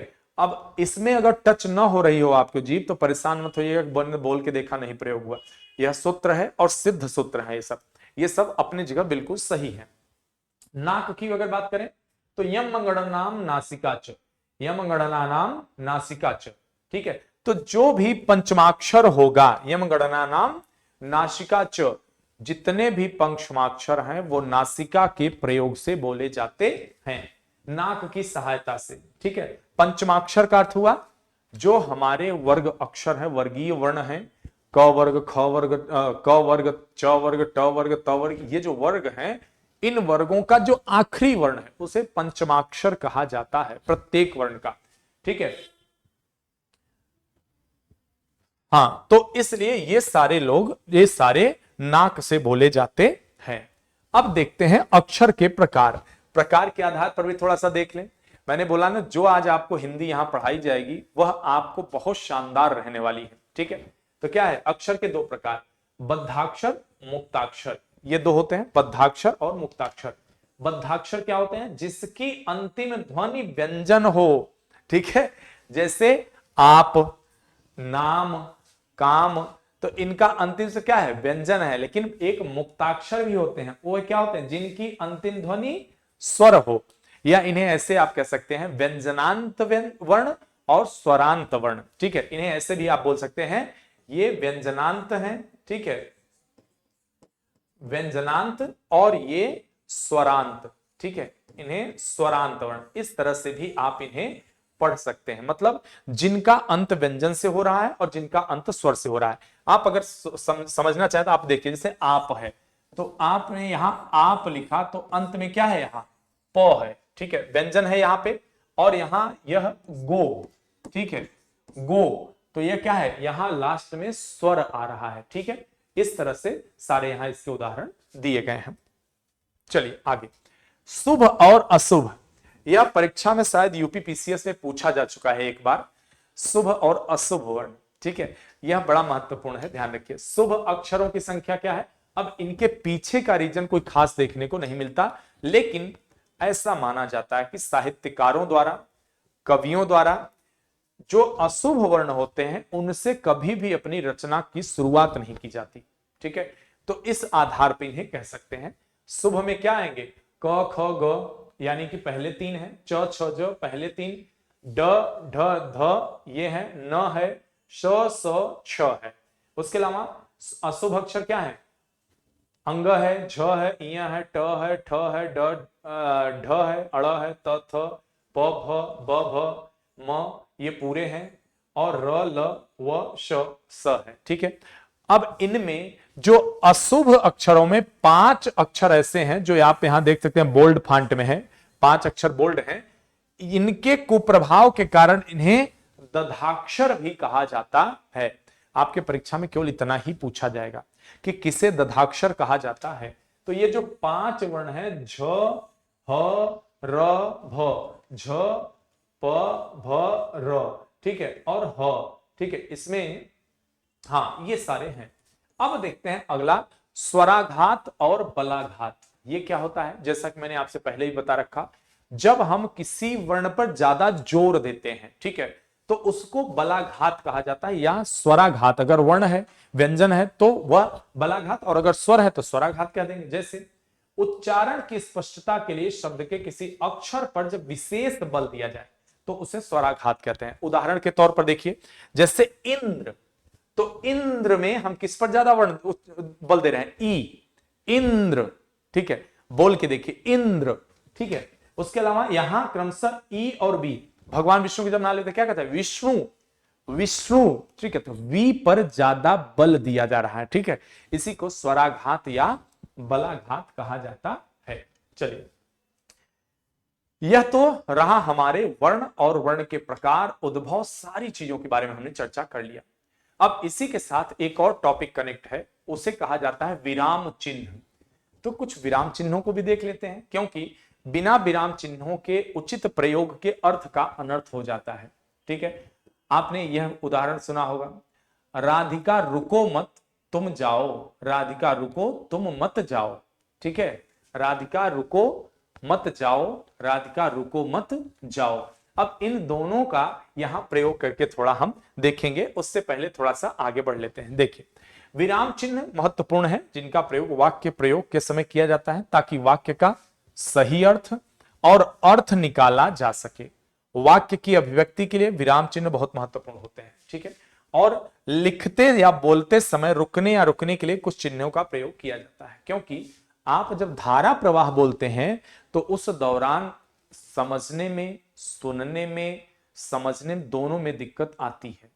लेकिन जब हम उचित विराम चिन्हों का प्रयोग करते हैं तो वह विराम आपके कही बातों का, आपके लक्ष्य तक, आपके श्रोता तक सही अर्थ पहुंचाता है। इसलिए विराम चिन्हों का बड़ा ही महत्व होता है, ठीक है। यहां देखिए, जैसे एक सेंटेंस में यहां प्रयोग करूंगा, लिख के आपको दिखाता हूं। जैसे मैंने बोला, राधिका रुको मत जाओ।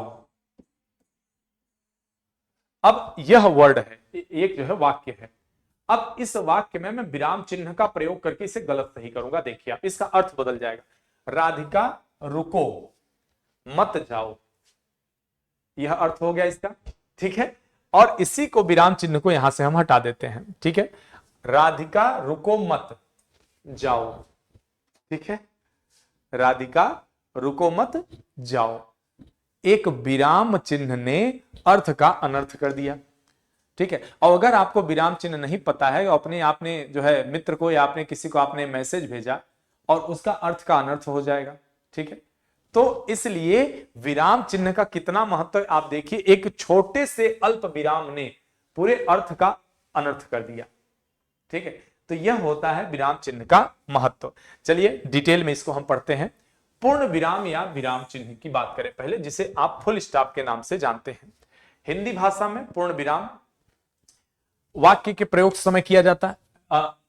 पूर्ण विराम ऐसा चिन्ह है जिसका प्रयोग सबसे अधिक किया जाता है।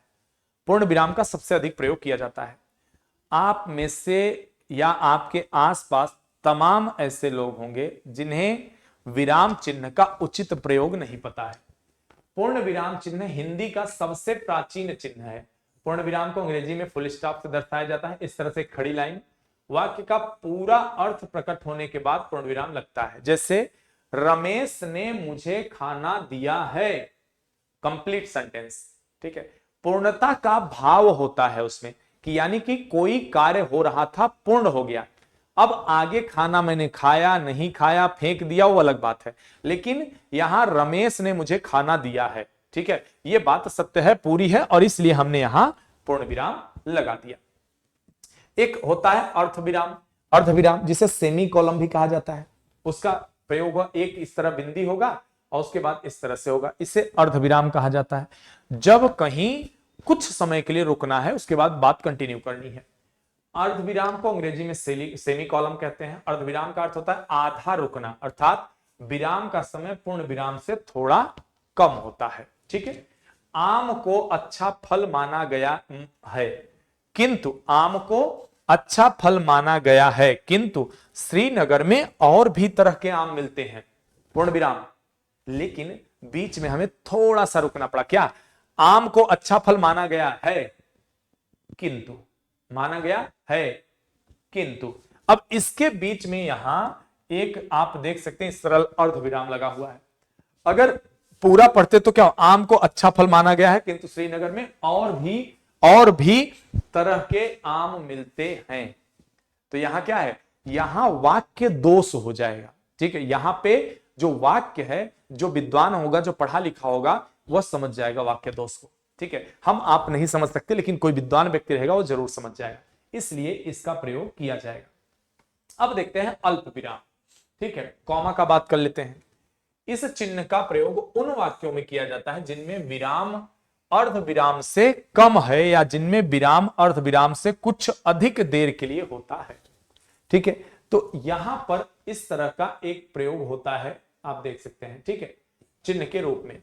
जैसे हिंदी विषय चेंज होने से, अब यहां रुकना है, हिंदी विषय चेंज होने से राहुल को लगता है रिजल्ट खराब होगा।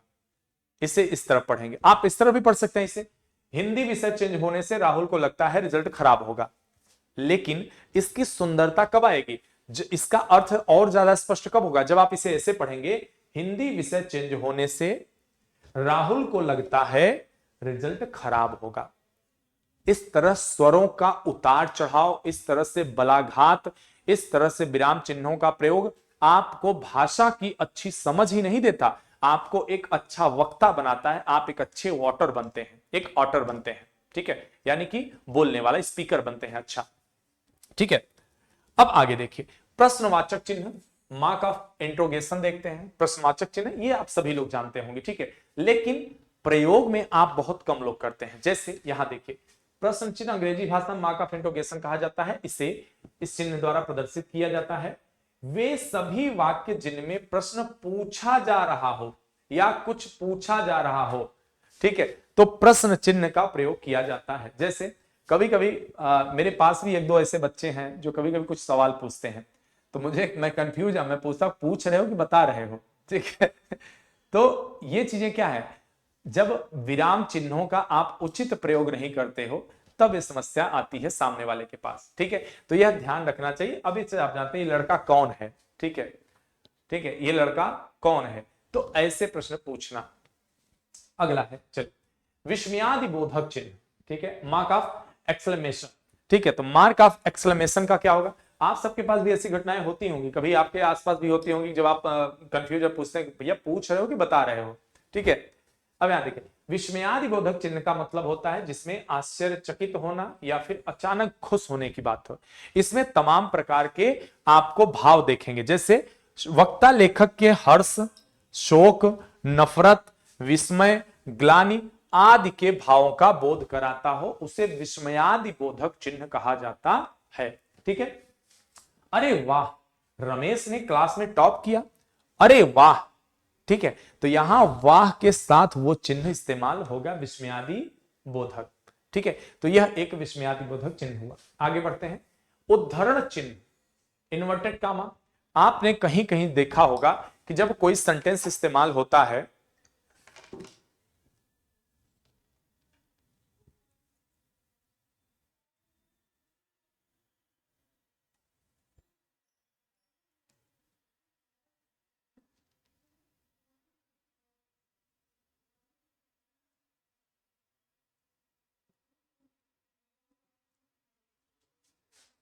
ठीक है, तो यहां क्या है, यहां क्या है, जैसे कोई वाक्य होता है, आपने देखा होगा इस तरह से लगा हुआ होता है, ठीक है, इस तरह से। कभी कभी क्या होता है, डबल इन्वर्टेड कामा का प्रयोग होता है, इस तरह से डबल इन्वर्टेड कामा का प्रयोग होता है। ये दोनों जानना बहुत जरूरी है, खासकर वैसी परिस्थिति में जब आप एसे राइटिंग कर रहे हैं या फिर किसी को पत्र लिख रहे हैं, तो वैसी परिस्थिति में इन सब चीजों की जानकारी आपको होनी चाहिए, ठीक है। उद्धरण चिन्ह, उद्धरण चिन्ह का प्रयोग किसी महान व्यक्ति के शब्दों या किसी दूसरे के वाक्य या शब्दों को यथावत रखने या किसी विशेष शब्द पर जोर देने के लिए किया जाता है। ज्यादातर अगर आपने किसी महापुरुष की हूबहू उसका कोटेशन लिख रहे हैं, यानी कि उन्होंने जो कहा है वही लिख रहे हैं, तो डबल इन्वर्टेड कामा का प्रयोग होगा। लेकिन अगर आपने उसको थोड़ा सा चेंज कर दिया, थोड़ा बदलाव हो, तो आप सिंगल इन्वर्टेड कामा का प्रयोग कर सकते हैं, ठीक है। तो यह इन्वर्टेड कामा, जैसे तुलसीदास जी ने कहा, यहां डबल इन्वर्टेड कामा है, ध्यान रखिए। रघुकुल रीति सदा चली आई, प्राण जाई पर वचन न जाई, ठीक है। तो यह देखिए डबल इन्वर्टेड कामा का प्रयोग हुआ है, क्योंकि हमने उनके चौपाई को हूबहू उठाकर यहां पेश कर दिया है, ठीक है। चलिए आगे, योजक चिन्ह की बात करें, जिसे आप हाइफन भी कहते हैं। दो शब्दों को जोड़ने के लिए, जब दो विपरीत लिंग या जो विपरीत गुण वाले या विपरीत भाव वाले शब्दों को जब एक साथ प्रयोग किया जाता है, तो अर्थ की स्पष्टता के लिए, कि अर्थ समझने में, बोधगम्यता में जो है बोधगम्यता अच्छी हो, सही रहे, इसके लिए हम हाइफन का प्रयोग करते हैं। जैसे आप देखिए, भाई बहन, तो भाई बहन के बीच लाभ हानि, पाप पुण्य, दिन रात, इस तरह का प्रयोग होता है। निर्देशक चिन्ह की बात करें, जैसे हम कहते हैं कोई चीज हमने बताया, उसके बाद ऐसा ऐसा ऐसा, जैसे, तो जैसे के बाद एक लाइन खींची जाती है, तो उसको निर्देशक चिन्ह कहा जाता है, ठीक है। डैश, इस तरह से आप देख सकते हैं यहां, जैसे सुनीता तुम्हारा यहां क्या काम है, ठीक है, सुनीता, तो सुनीता से कहा जा रहा है ना, तो सुनीता के आगे हमने एक डैश लाइन लगा दी, ठीक है, तो यह चीज डैश का प्रयोग है। अगला है कोष्ठक, ब्रैकेट्स, आप सभी लोग जानते हैं ज्यादातर, ठीक है, कोष्ठक को अंग्रेजी में ब्रैकेट कहा जाता है, इसे इस तरह से प्रयोग होता है, वह सामग्री कोष्ठक के अंदर रखी जाती है जिसे मुख्य वाक्य का हिस्सा होते हुए भी अलग समझा जाना चाहिए या हम उसे कभी भी अलग कर सकते हैं। जैसे आपका व्यवहार और बर्ताव दोनों एक ही चीजें हैं, तो हम चाहे तो अलग कर सकते हैं, इन्हें हटा सकते हैं, ठीक है, हर कोई जानता है, ठीक है। किसी कठिन शब्द को स्पष्ट करने के लिए, जैसे आपकी सामर्थ्य, अब हो सकता है सामर्थ्य किसी को समझ में, तो वहां हमने शक्ति लिख दिया, तो ब्रैकेट में करके शक्ति लिख दिया।